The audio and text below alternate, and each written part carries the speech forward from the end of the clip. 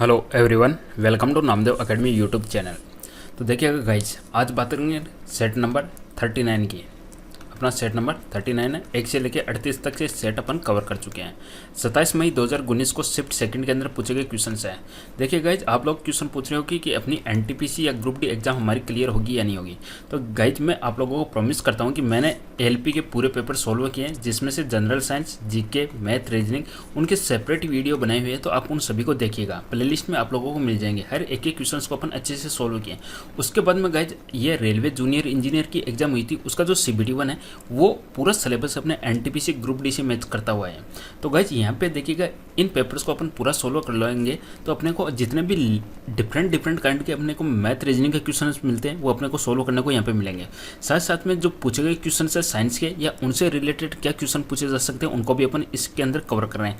Guys जैसे ही अपना ये सभी पेपर्स कवर हो जाएंगे, अपना जो शेड्यूल आ जाएगा एनटीपीसी ग्रुप डी एग्जाम्स का, तब अपन टॉपिक वाइज करंट अफेयर्स के भी वीडियो डालेंगे, जैसे कि ब्रांड एम्बेसडर से संबंधित हो गए, कंपनीज के CEO हो गए, ठीक है, कौन से एयरपोर्ट कहाँ पे है, इस तरीके के जो क्वेश्चंस आते हैं उनको भी अपन कवर करेंगे। तो आप चैनल के साथ में बने रहेंगे तो आपको 100% प्रॉमिस है आपका कि गारंटी के साथ में आप अपने CBT 1 और CBT 2 दोनों को क्लियर कर लोगे। तो पूरे वीडियो देखिएगा गाइज, एंड की वीडियो बहुत ज़्यादा इंपॉर्टेंट है, क्योंकि उनके अंदर जो लास्ट के वीडियोज है उनकी खासियत बात यह है कि उनके अंदर जो क्वेश्चंस का लेवल होता है गाइज वो काफ़ी अच्छा आता है। जैसे जैसे अपन आगे जाएंगे वैसे वैसे अपने क्वेश्चंस का लेवल बढ़ता जाएगा और टफ लेवल के क्वेश्चंस होंगे जो आपकी एग्जाम्स के लिए और ज़्यादा इंपॉर्टेंट साबित होंगे। हो सकता है कि आपकी एग्जाम भी एंड मोमेंट पे हो, लास्ट में हो, तब आपके लिए भी हो सकता है कि पेपर का लेवल है वो थोड़ा टफ आए। तो गाइज शुरुआत करेंगे, उससे पहले चैनल को सब्सक्राइब कर लीजिएगा, घंटे के निशान को जरूर चेक कर लीजिएगा आपने नहीं किया हो तो गाइज पहला क्वेश्चन देखते हैं। गाइज देखिएगा, 12 की पावर 13 प्लस 12 को 13 से विभाजित करने पर प्राप्त शेषफल क्या है। गाइज अपन 1 से लेकर 38 तक सेट कर लिए हैं, उसमें ऐसा क्वेश्चन बिल्कुल नहीं आया है। तो ये क्वेश्चन पहली बार एक नया क्वेश्चन आया अपने पास सेट नंबर 39 के अंदर। तो आप चाहो तो इस क्वेश्चन का स्क्रीनशॉट ले सकते हो, सॉल्व करने की कोशिश कीजिएगा। अब देखिएगा हर पेपर के अंदर, हर सेट के अंदर मैं आपको अलग से बताऊंगा कि हाँ ये क्वेश्चन अब नया है। तो उस क्वेश्चन का आप चाहो तो स्क्रीनशॉट ले सकते हो, ताकि आप लोगों के पास में एक कलेक्शन बनता रहेगा। तो देखिएगा गाइज, यहाँ से अपने पास क्या आंसर बनेगा। सबसे पहले देखिएगा गाइज, मैं 12 एक साइकिल बनाता हूँ। गाइज 12 को मैं 1 से गुणा करूँ तो लास्ट डिजिट मेरी क्या बनेगी, 2 बनेगी, क्योंकि लास्ट डिजिट देखनी है अपने को। ठीक है, एक बार 2। अब गाइज ये 2 है, इसको मैं फिर से 12 से गुणा करूँगा तो 24 आएगा, यानी लास्ट डिजिट मेरी 4 आ गई।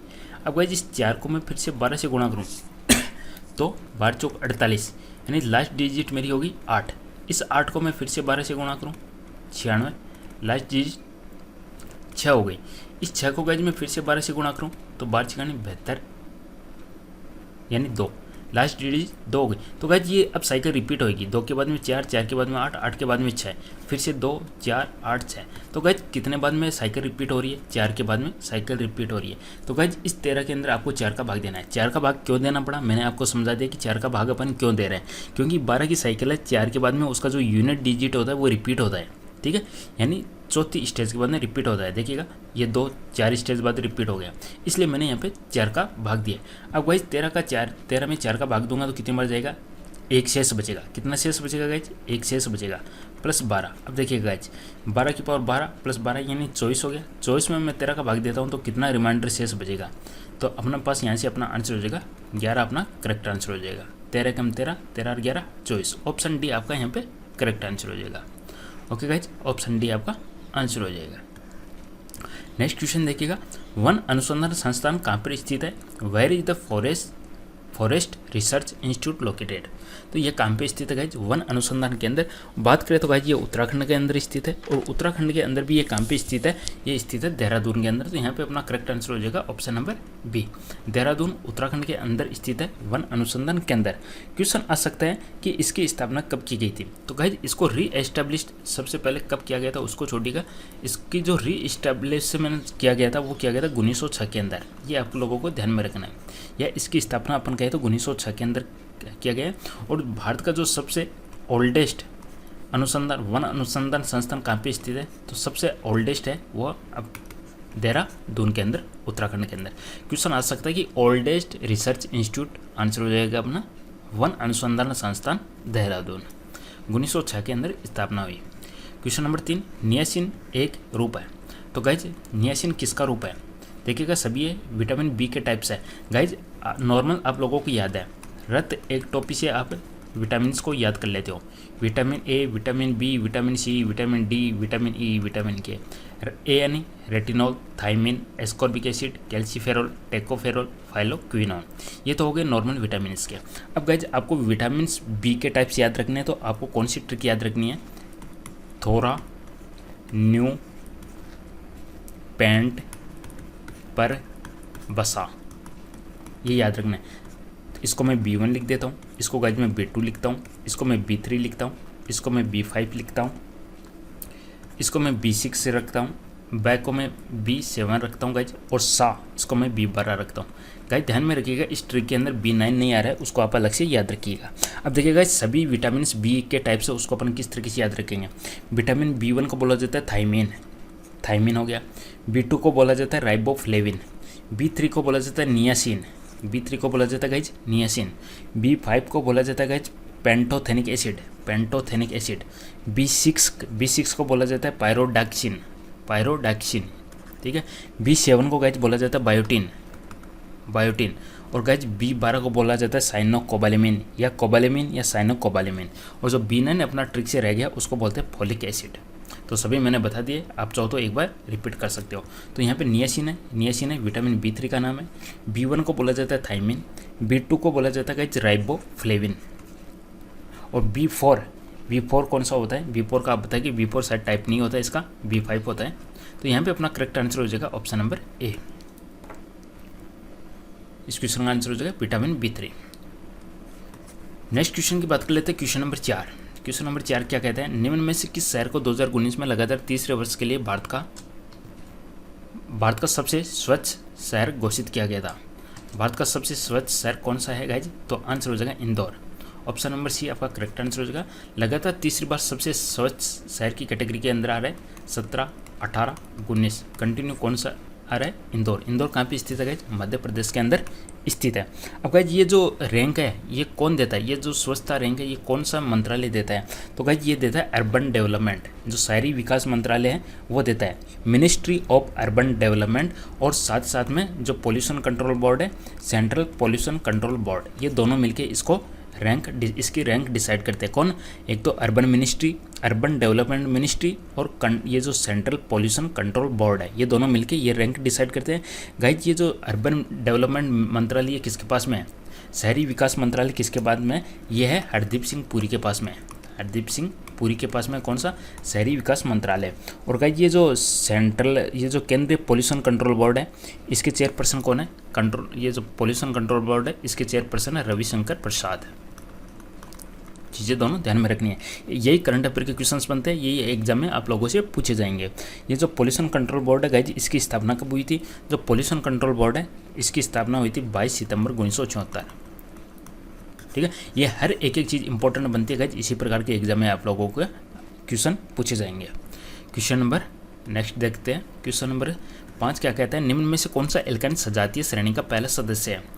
Alkyne homologous series. देखिए गाइज, होमोलोगस सीरीज ये होता क्या? सबसे पहले आप लोगों को पता होना चाहिए, सजातीय श्रेणी का मतलब होता है गाइज इनकी केमिकल प्रॉपर्टीज़ है वो सबकी एक समान होती है, यानी इनके जो प्रॉपर्टीज़ हो गए, इनके जो गुण हो गए वो सब एक दूसरे से मिलते जुलते होंगे, इसीलिए इनको बोला जाता है सजातीय श्रेणी। अब अपने को देखना है गाइज एल्काइन का।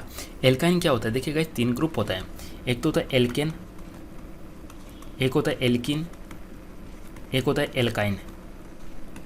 ठीक है, एल्केन को बोला जाता है CnH2n+2 से, एल्किन को बोला जाता है CnH2n से, एल्काइन को बोला जाता है CnH2n-2 से। ये चीज़ आपके क्लियर होगी कि एल्काइन क्या चीज़ होता है। एल्काइन होता है CnH2n-2 ग्रुप। ठीक है, एल्केन होता है CnH2n+2, एल्किन हो गया CnH2n और एल्काइन हो गया CnH2n-2। अब यहाँ पे एल्काइन है, इसका मतलब CnH2n-2 की बात हो रही है। इसका पहला सदस्य पूछा गया गाइज, इसके मैं आपको 5 सदस्य बताऊंगा। देखिएगा, सबसे पहले यहाँ पे मैं 2 रखता हूँ, CN की जगह मैं 2 रखता हूँ गाइज, 2 रखता हूँ तो हो जाएगा C2H2 हो जाएगा, C2H2 हो जाएगा। तो C2H2 हो गया गाइज, इथाइन होता है। ठीक है, C2H2 हो गया इथाइन। 3 रखूँ, देखिए इथिन तो हो नहीं सकता, इथिन तो एल्किन का हो गया, मिथेन हो गया एल्केन का होगा, ये 2 तो अपने ऑप्शन हो नहीं सकते। ठीक है, दोनों तो किसके हैं, ये तो एल्केन का हो गया, ये एल्किन का हो गया, अपने को चाहिए एल्काइन का। एल्काइन का या तो इथाइन होगा या प्रोपाइन होगा। तो इसका गाइस जो पहला सदस्य है वो इथाइन है, पहला सदस्य इथाइन है। और दूसरे सदस्य की बात करें तो वो है प्रोपाइन।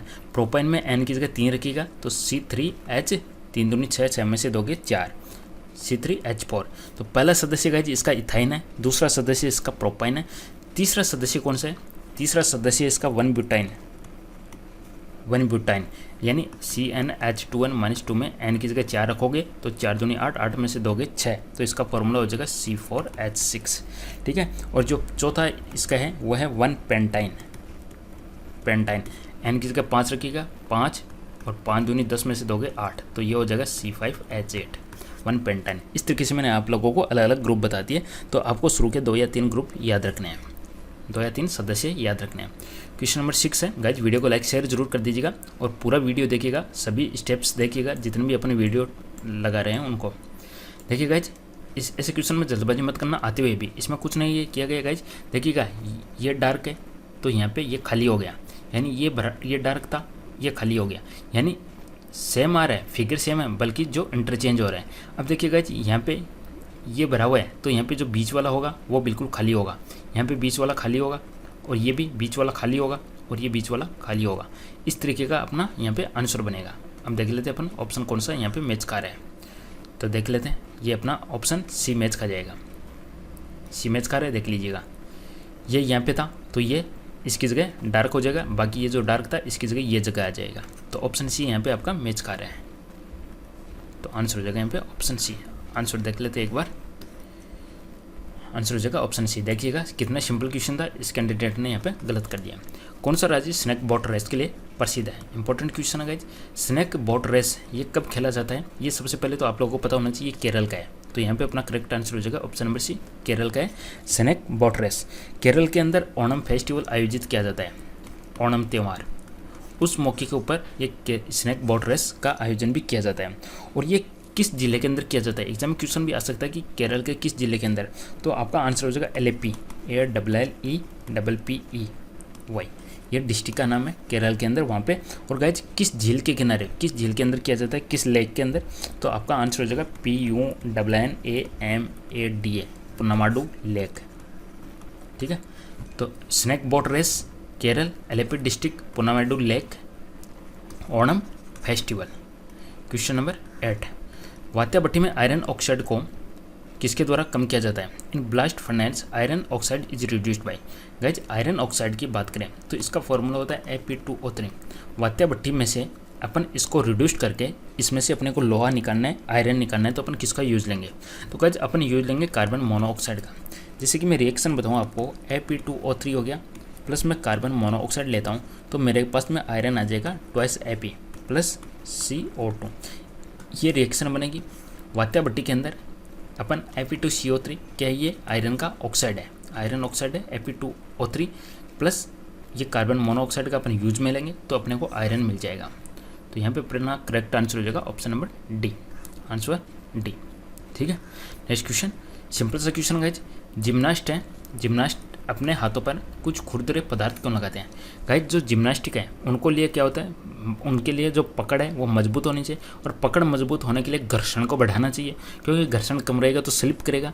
इसलिए जिम्नास्ट है वो अपने हाथों पर खुरदरे पदार्थ लगाते हैं ताकि बेहतर पकड़ प्राप्त करने हेतु घर्षण को बढ़ाने के लिए, यानी उनकी पकड़ मजबूत हो और घर्षण बढ़ाने के लिए। ऑप्शन सी आपका करेक्ट आंसर हो जाएगा।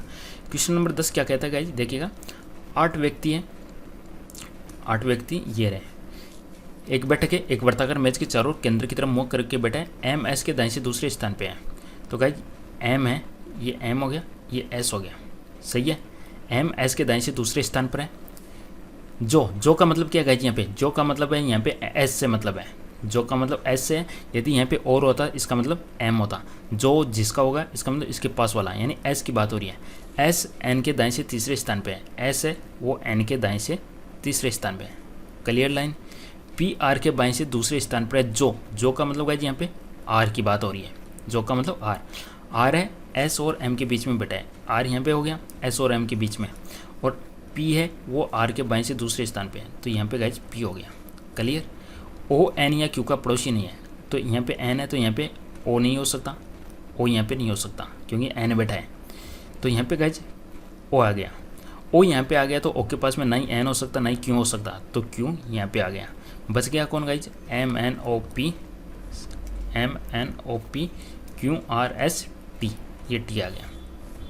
निम्न में से कौन सी क्यू की सही स्थिति है? क्यू की सही स्थिति कौन है गाइज, एन के दाएं या पी के बाएं? तो एन के दाएं दूसरे स्थान पे, एन के दाईं ओर एकदम बगल में, एन के दाईं ओर एकदम बगल में। तो ऑप्शन ए आपका करेक्ट आंसर हो जाएगा। इस क्वेश्चन का आंसर हो जाएगा ऑप्शन ए, बिल्कुल सही है ऑप्शन ए। इस तरीके से अपन क्वेश्चन को सॉल्व करेंगे। नेक्स्ट क्वेश्चन कहता है कि किसी उत्पाद की बिक्री पर हुआ लाभ 25% है, यदि क्रम मूल्य और विक्रम मूल्य के मानों को परस्पर बदल दिया जाए तो कितने प्रतिशत की हानि होगी? वेरी सिंपल क्वेश्चन गाइज, और काफ़ी इजी क्वेश्चन है। देखते हैं, 25% इसको लाभ हो रहा है, तो गाइज प्रॉफिट कितना हुआ 25%। 25% का मतलब गाइज 25/100, 25/100 का मतलब गाइज 1/4। अब देखिए गाइज, ये ऊपर वाला एक क्या है, एक तो प्रॉफिट है, प्रॉफिट कितना है गाइज 1। नीचे क्या है, हमेशा क्रम मूल्य लिया जाता है गाइज, क्रम मूल्य कितना है 4 है, क्रम मूल्य 4 हो गया, नीचे हमेशा क्रम मूल्य लिया जाता है। तो गाइज विक्रम मूल्य कितना हो जाएगा, विक्रम मूल्य हो जाएगा क्रम मूल्य प्लस प्रॉफिट, यदि प्रॉफिट हो रहा है तो उसके अंदर जोड़ दीजिएगा। तो गाइज विक्रम मूल्य हो जाएगा 4 1 5। क्लियर, अपने को पता चल गया कि क्रम मूल्य 4 है, विक्रम मूल्य 5 है, ये चीज़ आप लोगों को पता चल गई। आगे कह रहा है कि यदि क्रम मूल्य और विक्रम मूल्य के मान को परस्पर बदल दिया जाए, गाइज इनको बदल दीजिएगा। अब देखिए गाइज, क्रम मूल्य तो आपका, इन दोनों को मैं चेंज कर देता हूँ, तो क्रम मूल्य तो अब हो गया 5 और विक्रम मूल्य हो गया अब 4। अब गाइज क्रम मूल्य 5 है, विक्रम मूल्य 4 है, तो हानि हुई, हानि कितने की हुई, हानि 1 की हुई। नीचे हानि परसेंट निकालनी है, तो नीचे क्रम मूल्य क्या है अब 5 मल्टीप्लाइड बाई 100, यानी 20% की हानि होएगी।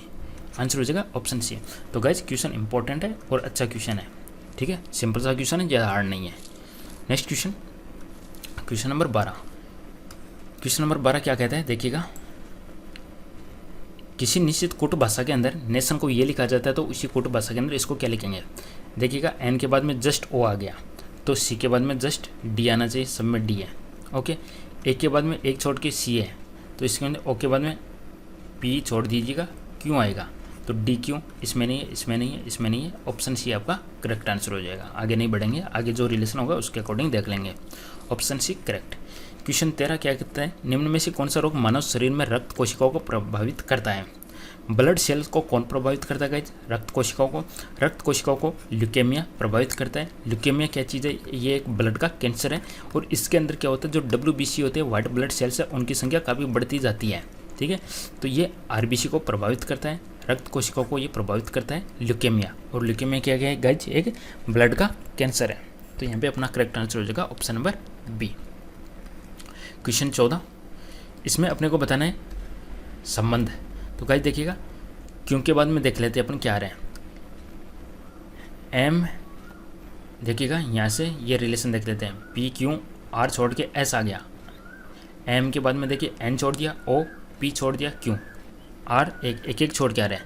तो यहाँ पे क्या हो जाएगा, E के बाद में F छोड़ दीजिएगा, G से स्टार्ट होगा, G से स्टार्ट अपना ये हो रहा है, बाकी रिलेशन अपने को देखने की जरूरत ही नहीं है। ऑप्शन ए आपका करेक्ट आंसर हो जाएगा। नेक्स्ट क्वेश्चन नंबर 15, निम्न में से कौन सा फिताक्रमी के जीवन चक्र के अंतर्गत एक मेजबान है?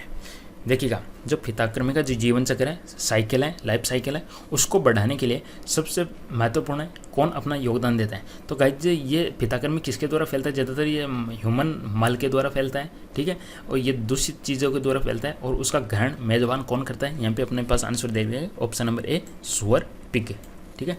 तो फिताक्रमी के जीवन चक्र किसके द्वारा फैलता है? आंसर हो जाएगा सुअर के द्वारा, क्योंकि ये ह्यूमन मल का कंजम्पशन करता है। क्वेश्चन नंबर 16, ये कहता है कि कथन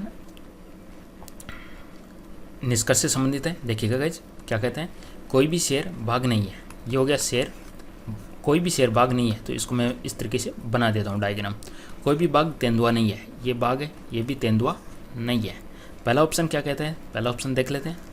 पहला ऑप्शन कहता है कि कोई शेर तेंदुआ नहीं है, शेर तेंदुआ नहीं है, शेर बाघ तो नहीं है गाइज, लेकिन शेर तेंदुआ है या नहीं, ये हो भी सकते हैं, नहीं भी हो सकते हैं, इसको मैं डाउट में लिख देता हूँ, ठीक है।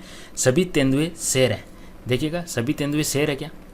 सभी तेंदुए शेर हो भी सकते हैं, नहीं भी हो सकते हैं, ये हो भी सकते हैं, नहीं भी हो सकते हैं, ठीक है, इसको भी मैं डाउट में लिख देता हूँ, दोनों डाउट अपने क्लियर नहीं हो रहे।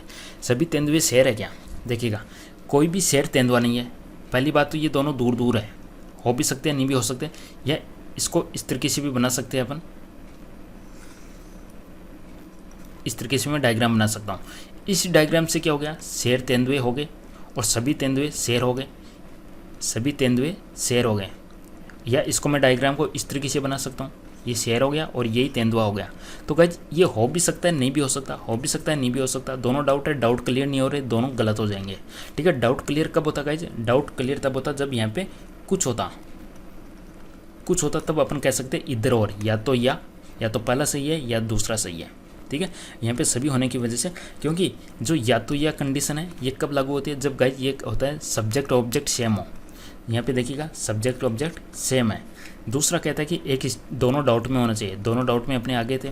तीसरी कंडीशन होती है कि एक स्टेटमेंट नेगेटिव होना चाहिए, एक पॉजिटिव होना चाहिए। एक स्टेटमेंट नेगेटिव था तो ये एक पॉजिटिव होना चाहिए था, तो ये कुछ होना चाहिए था। तो यहाँ पे अपने पास आंसर हो जाएगा, दोनों ही निष्कर्ष नहीं निकलते हैं। तो यहाँ पे अपना आंसर हो जाएगा option B, neither conclusion 1 nor 2। Next question है, रासायनिक प्रतीक पी का क्या अर्थ है। पी का सिंबल बताना है गाइज, देखिएगा यहाँ पे आपको दे रखा है पैलेडियम। पैलेडियम को लिखा जाता है गाइज पीडी से, पोटेशियम को लिखा जाता है गाइज के से, फॉस्फोरस को लिखा जाता है पी से, और पोलोनियम को लिखा जाता है गाइज पीओ से। तो पी किसका सिंबल है, पी हो गया फॉस्फोरस का। अब गाइज कुछ लगते हुए और चीज़ें देख लेते हैं। पैलेडियम हो गया, इसका जो परमाणु क्रमांक होता है वो होता है 46 और इसका जो एटॉमिक मास होता है वो होता है 106। पोलोनियम की बात करें तो इसका जो एटॉमिक नंबर है वो होता है 84, इसका जो मास होता है गाइज वो होता है 209। पोटेशियम की बात करें तो इसका जो एटॉमिक नंबर होता है 19 होता है और इसका जो मास होता है वो गाइज 39 होता है।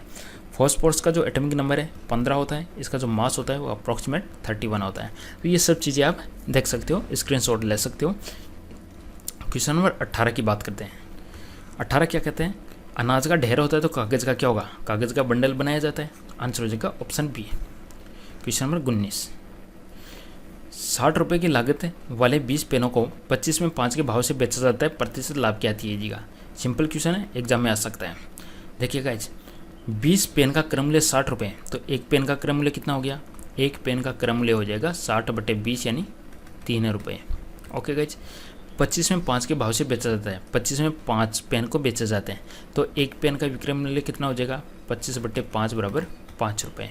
ऑब्वियसली क्रम मूल्य 3 रुपये, विक्रय मूल्य 5 है तो ऑब्वियसली प्रॉफिट होगा। प्रॉफिट कितना होगा, नीचे हमेशा क्रम मूल्य लेंगे, क्रम मूल्य 3, ऊपर हमेशा अंतर लिया जाता है, विक्रय मूल्य और क्रम मूल्य का अंतर 2 मल्टीप्लाइड बाई 100, तो 200/3 को अपन बोलते हैं गाइज 66 सही 2/3%। तो यहाँ पे अपना करेक्ट आंसर हो जाएगा, प्रतिशत लाभ हो जाएगा 66 सही 2/3। तो आंसर देख लेते हैं, इसका आंसर हो जाएगा अपना ऑप्शन नंबर सी, 66 सही 2/3। नेक्स्ट क्वेश्चन नंबर 20 है, मानव शरीर में सबसे प्रचुर मात्रा में मौजूद तत्व कौन सा है। तो गाइज क्या आंसर बनेगा, यहाँ पे देखिएगा सबसे ज़्यादा होता है ऑक्सीजन, तो यहाँ पे अपना करेक्ट आंसर बनेगा ऑक्सीजन। ऑक्सीजन कितना होता है गाइज, ऑक्सीजन होता है 65% के अप्रॉक्सीमेट होता है, सबसे ज़्यादा होता है ऑक्सीजन। ऑक्सीजन के बाद में पाया जाता है गाइज कार्बन 18.5% होता है। इसके बाद में पाया जाता है गाइज हाइड्रोजन पाया जाता है, वो होता है 9.5%। ठीक है, नाइट्रोजन पाया जाता है 3.2% और उसके बाद में कैल्शियम पाया जाता है 1.5%। अब आप लोग कहोगे सबसे ज़्यादा तो 50% से आधे से ज़्यादा हिस्सा तो पानी का होता है, ये वेट का है, वजन का है। मानव शरीर का जितना भी वजन होता है ना गाइज, उसका 65% हिस्सा तो ऑक्सीजन का होता है, सब 65% हिस्सा ऑक्सीजन का होता है। आप कहोगे कि सबसे ज़्यादा तो पानी का होता है, तो गाइज पानी में भी तो ऑक्सीजन होता है। ठीक है, तो ये टोटल ऑक्सीजन उस तरीके से काउंट है, तो ध्यान रखिएगा, क्वेश्चन इंपॉर्टेंट है। और एक क्वेश्चन और आ सकता है, ये जो 4 तत्व हैं, 4 तत्व कौन कौन से हो गए, ऑक्सीजन, नाइट्रोजन, कार्बन और चौथा कौन सा बताया था मैंने, हाइड्रोजन। देखिएगा ऑक्सीजन, कार्बन, हाइड्रोजन और नाइट्रोजन, ये जो चारों मिलके हैं, ये एग्जाम में क्वेश्चन पूछा जा सकता है। वजन का कितना % होता है, तो आप लोगों को ध्यान में रखना है, ये होता है 96.2%। क्वेश्चन इंपॉर्टेंट है गाइज, यहाँ से क्वेश्चन आ सकता है। सबसे ज़्यादा ऑक्सीजन 65%, कार्बन 18.5%, हाइड्रोजन होता है 9.5% और नाइट्रोजन होता है 3.2%, कैल्शियम होता है 1.5%। नेक्स्ट क्वेश्चन नंबर 21 क्या कहता है, इस क्वेश्चन का आंसर होगा ऑप्शन डी, ऑक्सीजन। ये गाइज इंपॉर्टेंट है, ये क्वेश्चन भी मोस्ट इंपॉर्टेंट लगा सकते हो आपको। IRNSS की फुल फॉर्म क्या है, तो गाइज इसकी फुल फॉर्म क्या हो जाएगी, ऑप्शन नंबर ए यहाँ पे आपका करेक्ट आंसर हो जाएगा। देख लीजिएगा, Indian regional navigation satellite system. ये होता क्या चीज़ है गाइज, आपने GPS तो नाम सुना होगा आप लोगों के मोबाइल में। जीपीएस कहाँ का है, ये विदेशी है, शायद अमेरिका का है ये जीपीएस, ठीक है। अब इंडिया ने भी खुद का जीपीएस डिज़ाइन किया था, और इंडिया के खुद का जीपीएस है, उसका नाम है Indian regional navigation satellite system IRNSS, और उसको एक लोकल नाम भी दिया गया था। लोकल नाम था गाइज उसका नाविक। ये नाविक क्या होता है गाइज, एग्जाम में आपसे नाविक की फुल फॉर्म में पूछी जा सकती है। नाविक की फुल फॉर्म है नेविगेशन, NAVIC। इसका मतलब तो हो गया गाइज नेविगेशन विद इंडियन कंस्टेलेशन। सी का मतलब है यहाँ पे CONSTELLATION। ये तो नेविगेशन विद इंडियन कंस्टेलेशन, जितने भी इंडिया की तट है वहाँ से अपन अप्रोक्सीमेट, जैसे कि इंडिया की बाउंड्री है उससे बाहर, मतलब इंडिया की भी अपन लोकेशन ट्रैक कर सकते हैं, साथ साथ में इंडिया के बाहर 1500 किलोमीटर तक की रेंज तक अपन इसको ट्रैक कर सकते हैं, ठीक है। जिस तरीके से अपना जीपीएस काम करता है उसी तरीके से IRNSS, जिसका रीजनल नाम है नाविक है, ये मतलब इंडिया और इंडिया के बाउंड्री से 1500 किलोमीटर तक की रेंज के अंदर जितना भी क्षेत्र होता है उसको कवर करता है। तो एग्जाम में आपसे इसकी रेंज भी पूछी जा सकती है, ध्यान में रखना गाइज, मोस्ट इंपॉर्टेंट क्वेश्चन है। और इसके अंदर टोटल कितने सैटेलाइट लॉन्च किए गए थे, टोटल 7 सैटेलाइट लॉन्च किए गए थे, और पहला सैटेलाइट लॉन्च किया गया था गाइज 2013 के अंदर, और जो लास्ट सैटेलाइट था गाइज वो लॉन्च किया गया 2018 के अंदर। ये चीज़ आप लोगों को ध्यान में रखनी है, ठीक है। और ये किस पर्पज से काम में लिया जाएगा, ये IRNSS, ये अपन कहे तो नाविक, आगे आने वाले दिनों में जीपीएस की जगह ये ले लेगा, और ये मिलिट्री साथ ही साथ में कॉमर्शियल पर्पज में काम आएगा। नेक्स्ट क्वेश्चन है गाइज, हेमा स्कूल जाने के लिए घर से पूर्व की ओर चलना शुरू करती है। ये होगी पूर्व डायरेक्शन, वहाँ दाएं मुड़ी, ये दाएं तरफ मुड़ गई, फिर से वह बाएं मुड़ गई और स्कूल पहुँच गई। उसका स्कूल उसके घर से किस दिशा में है, तो गाइज ये इसका घर हो गया, ये हो गया अपना ईस्ट पूर्व, और ये हो गया अपना दक्षिण। तो स्कूल किस डायरेक्शन में होगी, ये इस डायरेक्शन में, यानी दक्षिण पूर्व। ऑप्शन ए आपका करेक्ट हो जाएगा। क्वेश्चन नंबर 23 क्या कहते हैं, 800 रुपये की राशि साधारण ब्याज की एक निश्चित दर पर 3 वर्ष में 956 हो जाती है। ब्याज की दर 4% बढ़ा दी जाती है, तो 800 की राशि 3 वर्षों में कितनी हो जाएगी। सबसे पहले दर निकाल लेते हैं अपन PRT/100 से। ऐसा कितना गाइज, 800 रुपये 956 हो गए, तो ब्याज हो गया 156। मूलधन कितना है, मूलधन है 800 रुपये। दर निकालनी है मेरे को, समय कितना है, समय 3 वर्ष, अपन में 100 कैंसिल हो गया, 3 का भाग इसमें चला जाएगा, 5 × 15, 3 दूनी 6, और 4 का भाग गया 2 बार, 4 का भाग गया 13। तो गाइज आर की वैल्यू होगी 13/2, यानी 6.5%। नेक्स्ट केस में कह रहा है कि रेट बढ़ा दी जाती है 4% से। अब रेट हो गई गाइज 6.5 + 4 यानी 10.5। अब आप लोगों को बताना है कि कितनी राशि हो जाएगी। दर हो गई आप लोगों के पास में 10.5%। ऐसा ही निकाल लीजिएगा, पी हो जाएगा आपका 800, आर कितना है, आर हो गया 10.5 इंटू टी कितना है 3 वर्ष, अपन में 100। सोल्व कर लेते हैं, 2 0 कैंसिल हो गया, 5 का भाग गया 21 बार, 5 का भाग गया 2 बार, 2 का भाग गया 4 बार, तो 21 63 इंटू 4, 4 3 12, 6 4 24 25, 252 रुपये ब्याज के मिलेंगे। और गाइज राशि पूछिए तो 800 + 252, 1052 आपका करेक्ट आंसर हो जाएगा, option D. Okay, next question number 24। एक वृत्ताकार ट्रैक का क्षेत्रफल ज्ञात कीजिएगा जो 440 मीटर परिधि वाले वृत्त के चारों ओर बनाया गया है, जिसकी चौड़ाई 7 मीटर है। एक वृत्ताकार है, इसकी परिधि है 2πr बराबर है 440। इसके चारों तरफ एक यह ट्रैक बनाया हुआ है गाइज, इसकी त्रिज्या r हो गई और इसकी त्रिज्या R हो गई। आपको ये जो चौड़ाई है यह 7 मीटर है, आपको इसका एरिया बताना है। तो हमेशा एरिया निकालने के लिए आपको क्या करना है, πr² - r² कर देना है, πr² - r² कर देना है, क्योंकि बाहर वाले का क्षेत्रफल हो गया πr², अंदर वाले का क्षेत्रफल हो गया πr², यानी दोनों का जो डिफरेंस होगा वो हो जाएगा अपने इस रास्ते का क्षेत्रफल। समझ गए, तो रास्ते का क्षेत्रफल हो जाएगा πr² - πr², पाई कॉमन हो गया यानी r² - r²।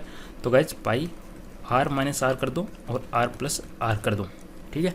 अब देखिए गाइज, जो अंदर वाला है उसकी त्रिज्या है r, यानी उसकी जो परिधि है वो है 2πr। 2πr की वैल्यू दे रखी है 440, तो हो जाएगा 2 × 22/7 × r बराबर 440।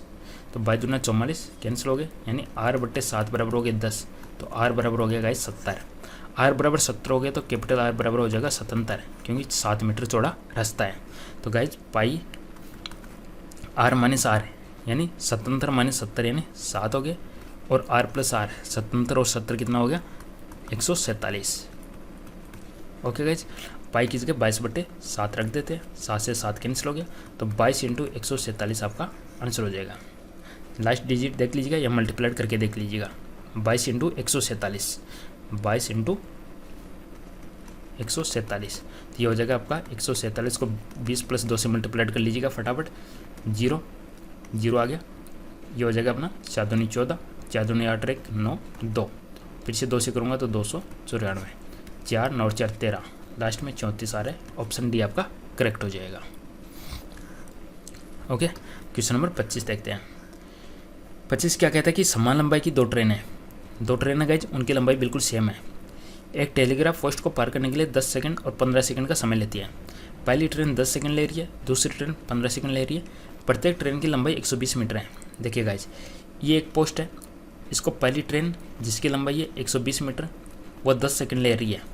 120 मीटर लंबाई है, 10 सेकंड ले रही है, तो पहली ट्रेन की चाल कितनी हो जाएगी 120/10, क्योंकि चाल बराबर होता है दूरी बटा समय, दूरी होगी 120, समय हो गया 10, तो पहली ट्रेन की चाल होगी 12। दूसरी ट्रेन की चाल कितनी हो जाएगी, दूरी वही 120 और समय ले रही है 15, तो दूसरी ट्रेन की चाल होगी 8। चाल निकाली अपने। आगे कह रहा है कि वे विपरीत दिशा में यात्रा करते हुए कितने समय में एक दूसरे को पार करेगी। गाइज, एक ट्रेन इधर आ रही है, एक ट्रेन इधर आ रही है, इसकी लंबाई 120 मीटर है, इसकी लंबाई 120 मीटर है, इसकी चाल है 12 और इसकी चाल है 8, तो कितना समय लगे, समय बराबर होता है दूरी बटे चाल। देखिएगा, दूरी हो जाएगी 120 + 120 240, चाल कितनी होगी, चाल विपरीत दिशा में आ रही है तो चाल जुड़ जाएगी, तो 12 और 8 20, तो आंसर हो जाएगा यहाँ पे अपना 12 सेकेंड। 12 सेकेंड में एक दूसरे को क्रॉस करेगी। देख लेते हैं आंसर। आंसर हो गया option number D, 12 second. Okay, और गाइज क्वेश्चन होता है कि एक ही तरफ चल रही है तब क्या हो जाता, एक ही तरफ चल रही है तो हो जाएगा अपना 240, तो दूरी होगी, समय कितना चाल कितनी हो जाएगी, एक ही चाल कितनी थी 12, एक ही चाल थी 8, अगर एक ही डायरेक्शन में जा रही है तो दोनों का डिफरेंस हो जाता 4, तो 60 सेकंड लगता यदि एक ट्रेन दूसरी ट्रेन को क्रॉस करती। तो ये कब होता, जब दोनों एक ही डायरेक्शन में जा रही है तब, क्योंकि अपने को पता है सेम डायरेक्शन में जो चाल होती है वो गाइज माइनस हो जाती है और अपोजिट डायरेक्शन में जो चाल होती है वो प्लस हो जाती है। क्वेश्चन नंबर 26, ये क्वेश्चन आप लोगों के लिए छोड़ रहा हूँ मैं, काफ़ी सिंपल क्वेश्चन है, आप लोग इसका सोल्व कीजिएगा, कोशिश कीजिएगा सोल्व करने की, काफ़ी सिंपल है। नेक्स्ट क्वेश्चन नंबर 27, इस क्वेश्चन का आंसर आएगा ऑप्शन नंबर ए। 27 क्या कहते हैं, देखिए गाइज, मोस्ट इंपॉर्टेंट क्वेश्चन है और पहली बार नया क्वेश्चन है। इस क्वेश्चन को स्क्रीनशॉट लीजिएगा, सोल्व करने के बाद ले सकते हो चाहो तो। देखिए गाइज, जब किसी संख्या को किसी भाजक द्वारा विभाजित किया जाता है तो शेष पर 24 बचता है। जब उसी संख्या के दुगुने को उसी भाजक द्वारा विभाजित किया जाता है तो शेष पर 15 बचता है। भाजक याद कीजिएगा, ठीक है। सबसे पहले आपको पता होना चाहिए भाज्य बराबर एक चीज़ होती है, भाज्य बराबर भाजक इंटू भागफल प्लस शेषफल, ये चीज़ आप लोगों को पता है या नहीं। जैसे कि ये हो गया भाज्य, ये हो गया भाजक, ये हो गया भागफल और नीचे आ गया शेषफल, ये चीज़ आप लोगों के दिमाग में है। भाज्य इक्वल टू भाजक इंटू भागफल प्लस शेषफल। अब देखिएगा, इसी बेस पे मैं कोई भी संख्या है, किसी भी संख्या को किसी भाजक द्वारा, भाजक को गाइज डिविडेंड बोलते तो मैं इसको डी से मान लेता हूँ, ठीक है, ये मैं डी मान लेता हूँ गाइज, इसको मैं डी इसको ए मान लेता हूँ, इसको मैं डी मान लेता हूँ, यानी ए डी भागफल अक्स मान लेता हूँ, रिमाइंडर शेषफल को मैं कुछ भी मान लेता हूँ, जैसे आर मान लेता हूँ रिमाइंडर को। ये चीज़ आप लोगों को क्लियर हो गई। देखिएगा, जैसे कि मैं ए में भाग दे रहा हूँ डी का, तो अक्स बढ़ गया और रिमाइंडर आर बच गया, ठीक है। तो इसका मतलब हो गया ए बराबर हो गया guys D X plus R. इसका मतलब ये तो है, एक है भाज्य, ये है भाजक, आपको क्या निकालना है गाइज, भाजक निकालना है, यानी आपको डी की वैल्यू निकालनी है, इसकी वैल्यू निकालनी है इस क्वेश्चन में, ठीक है। अब देखिए गाइज, जब किसी संख्या को किसी भाजक द्वारा विभाजित किया जाता है, जब ए को डी से भाग दिया जाता है तो शेष पर 24 बचता है, तो शेष पर गाइज 24 बच गया, और मैं मान लेता हूँ गाइज, ये भी मान लेता हूँ कि अक्स बार भाग गया, क्लियर हो गया। आगे क्या कहते हैं, ए में भाग दिया डी का, 24 शेष बच गया और अक्स बार भाग गया। आगे कह रहा है कि जब उसी संख्या के दुगुने को, ए का दुगुना यानी 2a को उसी भाजक द्वारा विभाजित किया जाता है, डी से ही भाग किया जाता है, तो शेषफल 15 बचता है। अब शेषफल 15 बच गए, भाजक ज्ञात कीजिएगा, आपको डी की वैल्यू बतानी। गाइज क्वेश्चन बहुत सिंपल है, बस एक बार आपको कंसेप्ट समझना है इसको। गाइज अब देखिएगा यहाँ पे ए की वैल्यू क्या हो जाएगी, ए की वैल्यू हो जाएगी, ए क्या है भाज्य, भाज्य इक्वल टू भाजक इंटू भागफल यानी डी इंटू अक्स। ए की वैल्यू होगी गाइज डी अक्स प्लस 24, ठीक है। तो 2a की वैल्यू कितनी हो जाएगी, इसको मैं 2 से मल्टीप्लाइड करूँ तो 2a हो जाएगा मेरे पास में 2dx प्लस 48। ये चीज़ आप लोगों को समझ में आई। अब देखिए गाइज इसमें मेरे को डी का भाग देना है, तो गाइज यहाँ पे डी है, डी होने की वजह से पहली टर्म है उसमें तो डी का पूरा पूरा भाग चला जाएगा। शेषफल कहाँ से बचेगा, शेषफल बचेगा 48 में। जब 48 में मैं डी का भाग दूँ तो गाइज शेषफल बच रहे 15।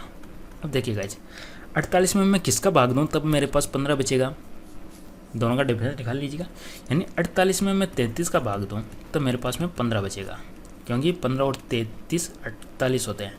तो यहाँ पे आपका आंसर हो जाएगा option number A. Guys question को एक बार चाहो तो आप दोबारा से रिपीट करके देख सकते हो, क्वेश्चन इंपॉर्टेंट है, समझने की कोशिश कीजिएगा। ऑप्शन ए आपका करेक्ट आंसर हो जाएगा। क्वेश्चन नंबर 28 फिर से इंपॉर्टेंट क्वेश्चन है, अलग घड़ी के क्वेश्चन है। देखिएगा एक घड़ी दोपहर में शुरू की गई 7:10 में घंटे की सुई कितना घूमेगी। तो गाइस देखिएगा 12 घंटे के अंदर वो 360 डिग्री का कोण बनाती है, तो 1 घंटे के अंदर वो बनाएगी 360/12 यानी 30 डिग्री का एंगल बनाएगी।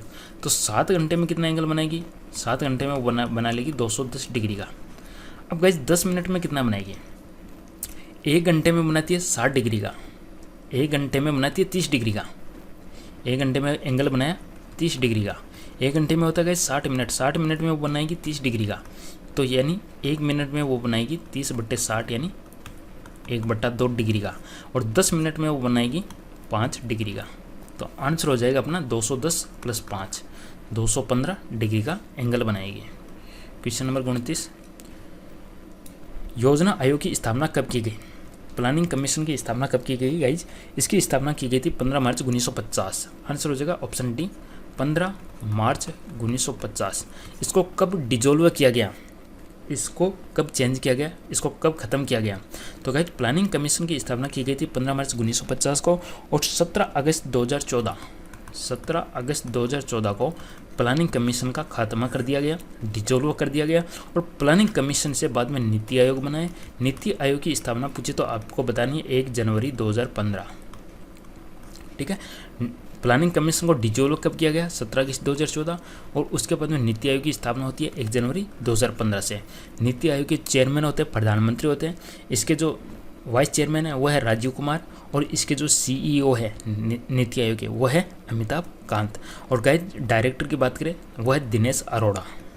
क्वेश्चन नंबर 30, 2 पाइप एक टंकी को अकेले 12 और 15 मिनट में भर सकते हैं।